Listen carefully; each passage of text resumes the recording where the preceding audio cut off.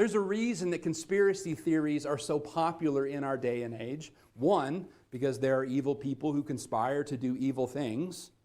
And two, because the idea that there is some secret cabal of powerful people that are messing up our lives is appealing. I can remember when I was a kid and I got the very first Nintendo. You know, the one that had cartridges that you had to down the side of it to make it work. And I can remember that I was playing that game and I couldn't beat this one level, and I said, they're cheating.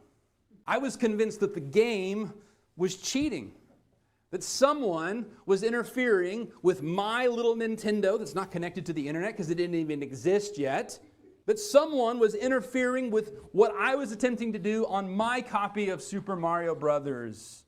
You know what was the worst thing ever? When the kid who lived down the street and who had had a Nintendo for 2 years came over and he beat that level with no problem. Suddenly it was obvious, maybe I'm just not that good at this game. We love the idea of a conspiracy theory because it's somebody else that's keeping me from having the life that I want, instead of me admitting maybe I'm just not that good at this game of life. Jesus appears to the disciples in the upper room and he says, let me show you something.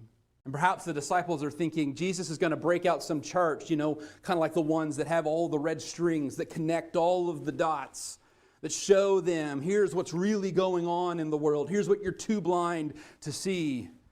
Perhaps they're hoping that Jesus is going to show them a map that lays out his strategy to overtake the Roman government that has been holding them down. Or maybe they're hoping he's going to show them some timeline that lays out all of the events that are going to lead up to Armageddon. But what does Jesus show them? Himself. He doesn't show them some timeline, some chart, some map. He shows them his hands, his feet, his side. Because they didn't need some secret information. They just needed Jesus, the resurrected Lord.